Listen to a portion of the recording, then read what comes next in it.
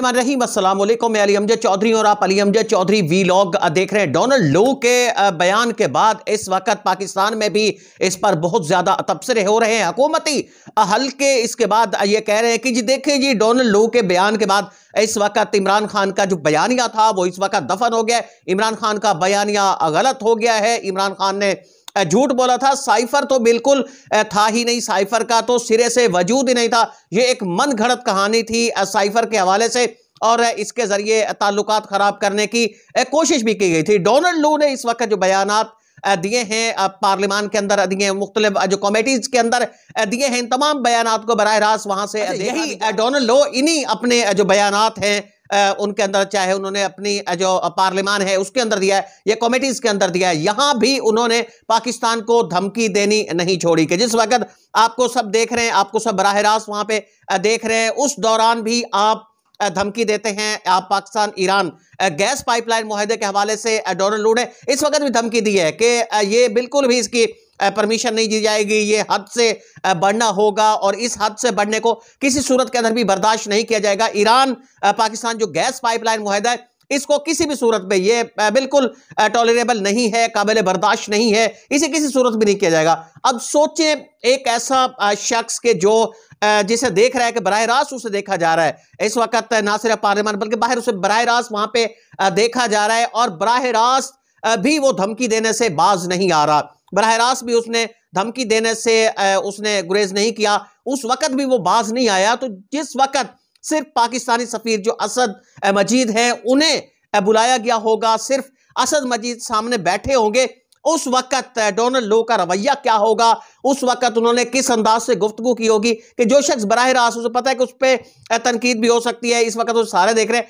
उस वक्त अगर वो बाज नहीं आया होगा, उस वक्त अगर उसने धमकी दे सकता है, वो डोनाल्ड उस वक्त धमकी दे सकता है, तो जब अकेले में पाकिस्तानी सफीर बैठा होगा तो उस वक्त धमकी की सूरत हाल क्या होगी। यानी एक बड़ी एक मजे का खेस एक सूरत हाल है कि इस वक्त उसको कहा जा रहा है कि जी डोनाल्ड लो ने धमकी नहीं दी। अगर डोनाल्ड लो ने धमकी नहीं दी, साइफर था ही नहीं, मतलब साइफर वहां से आए, साइफर का वजूद ही नहीं है, बिल्कुल साइफर वजूद रखता ही नहीं है, तो ऐसी सूरत में इमरान खान और शाह महमूद कुरैशी को जो सजा दी गई है वो किस वजह से दी गई है, ये सजा क्यों हुई है? अगर एक चीज का वजूद ही नहीं है, एक जुर्म हुआ ही नहीं है, आपने कोई आपका मर्डर नहीं हुआ, आपने कोई डकैती नहीं की, चोरी नहीं की, तो फिर सजा आपको किस बात की मिल रही है? ये सवालिया निशान खड़ा हो गया।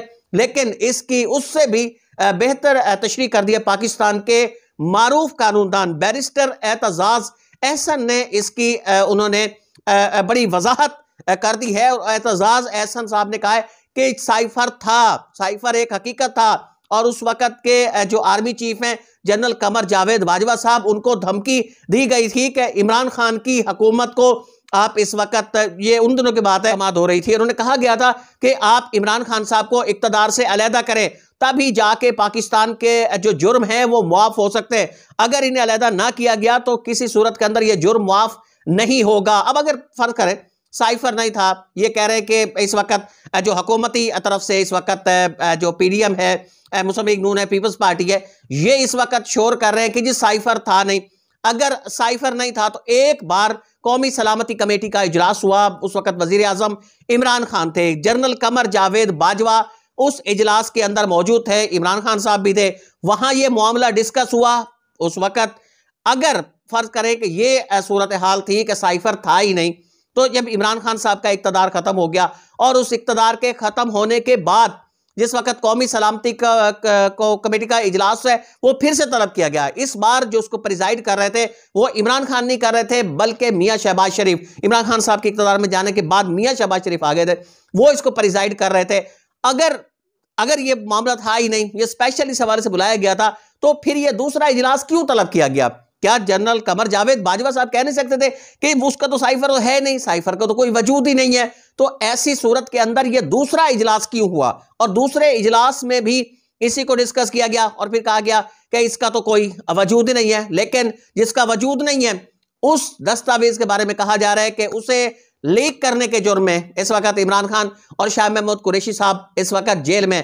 बैरिस्टर एतजाज एहसन कहते हैं कि दूसरी दफा कौमी सलामती कमेटी के इजलास होने का मतलब यह है कि साइफर एक हकीकत था, साइफर में धमकी दी गई थी कि इमरान खान को आप इक़्तिदार से अलहदा करें, अगर आप नहीं करेंगे तो इसके जो नताइज हैं वो आपको भुगतना पड़ेंगे। तो ये सूरत हाल इस वक्त चल रही है। उधर से बयान डोनाल्ड लू का कुछ आ रहा है और उसकी जो तशरीह पीडीएम कर रही है वो ऐसे मजे का खेज तरीके से इस वक्त कर रही है कि बंदा हैरान रह जाता है कि ये तशरीह इन्होंने कर किस हवाले से लिया। यानी शायर रुमानवी शेर कहता है और उसे क्लासिकल तरीके से उसकी तशरीह की जा रही है। अजीब अपने अंदाज से, अपने ढंग से इस वक्त तशरीह का सिलसिला जारी है। इजाजत दीजिए, अल्लाह निगहबान।